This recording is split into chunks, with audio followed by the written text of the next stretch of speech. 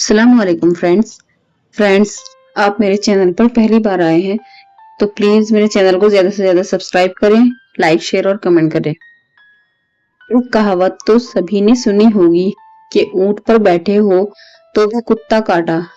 इसी को पनौती कहा जाता है। जिसके जीवन की ग्रह दशा विपरीत होने लगती है, समझो उसकी पनौती शुरू हो गई। पनौती को समझने के लिए इस कहानी की रचना की गई है। मुझे पूरी उम्मीद है ये कहानी आपको भरपूर मनोरंजन प्रदान करेगी। एक गांव में हीरालाल नाम का एक किसान रहता था।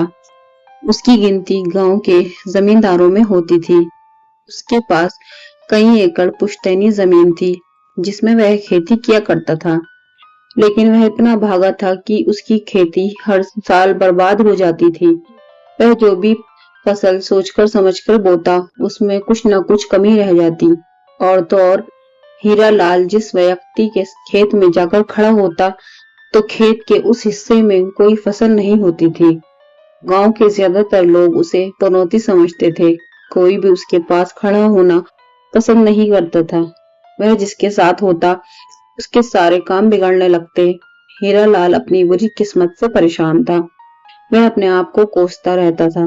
पनौती के चलते 2 बार उसकी शादी टूट चुकी थी, जिसके बाद उसने दोबारा कभी शादी नहीं की। भले ही हीरालाल की फसल हर साल बर्बाद हो जाती थी, लेकिन वह खेती करना नहीं छोड़ता था। इस साल मौसम विभाग की जानकारियों के अनुसार जोरदार बारिश होने की उम्मीद थी, जिसके चलते गांव के लोगों में खेती को लेकर डर बना हुआ था। सभी को लग रहा था कहीं ऐसा न हो कि हमारी फसलें बर्बाद हो जाए। लेकिन वहीं दूसरी तरफ हीरालाल के आत्मविश्वास में कोई कमी नहीं थी और वह बिना डरे अपनी खेती में जुताई करवा रहा था। हीरालाल को नुकसान झेलने की आदत थी। गांव के किसान डरे हुए होने के बावजूद एक उम्मीद में अपने खेतों में बीज बोने लगते हैं। हीरालाल अपने गांव में कई खेतों में जायजा लेने के लिए चक्कर लगाता है, लेकिन किसी खेत के अंदर वह प्रवेश नहीं करता, क्योंकि उसे अच्छे से पता था कि वह एक पनौती है। अगर उसने किसी के खेत में कदम रख दिया और अगर उस जगह फसल नहीं हुई तो इल्जाम उसी पर आएगा। हालांकि वह इस बात से अंदर ही अंदर दुखी रहता था, लेकिन वह अपने दिल को दर्द छुपाकर अपने काम में लगा रहता। गांव के लगभग सभी ने अपने खेतों की बुआई करवा ली थी। बुआई के दौरान पानी की हल्की बूंदाबांदी हो रही थी, लेकिन बुआई होते ही एक सप्ताह में गांव का माहौल बदलने लगा था।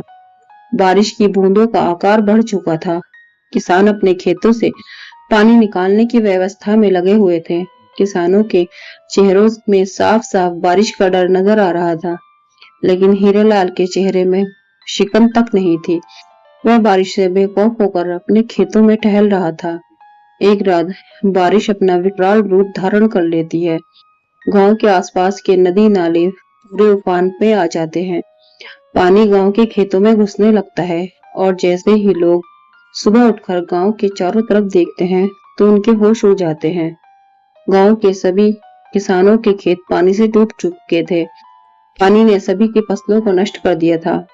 किसान इस त्रासदी से टूट चुके थे और अब सभी को पूरी उम्मीद थी किसी भी खेत में एक दाना तक नहीं होगा। और कुछ हफ्ते गुजरने के बाद वही हुआ जिसका गांव वालों को डर था। गांव के किसी भी खेत में अनाज का एक पौधा तक नहीं हुआ था, सिवाय हीरालाल के। आसपास के गांव की सभी फसलें तबाह हो चुकी थी, लेकिन हीरालाल ने इस वर्ष की खेती में इतिहास रच दिया था।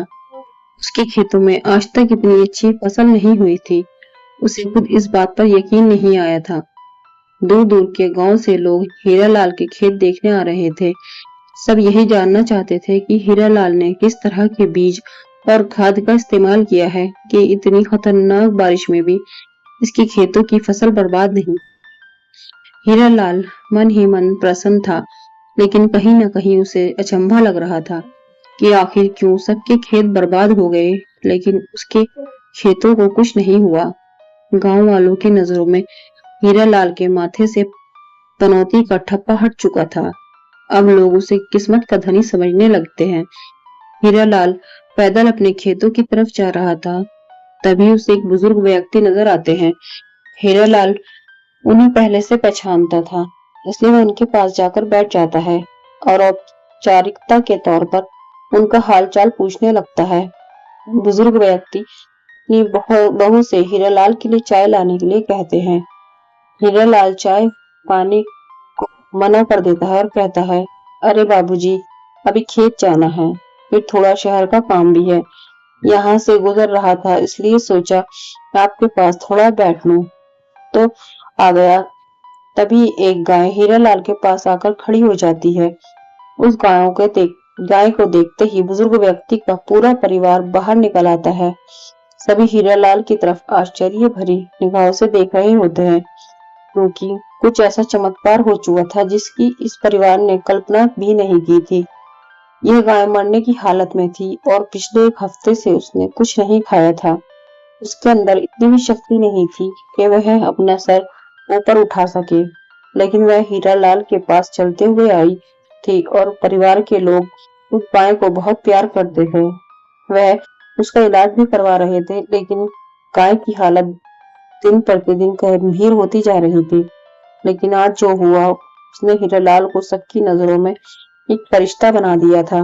धीरे धीरे गांव में यह बात फैल जाती है कि हीरालाल के आने से बिगड़े हुए काम भी बन जाते हैं। जैसे ही हीरालाल को पता चलता है ये लोग उसे अब चमत्कारी समझने लगे हैं, उसे अपनी कुंडली में संशय उत्पन्न होता है और वे एक प्रसिद्ध ज्योतिषी के पास अपनी कुंडली लेकर पहुंच जाता है। ज्योतिष आचार्य हीरालाल की कुंडली देखते ही मुस्कुराने लगते हैं।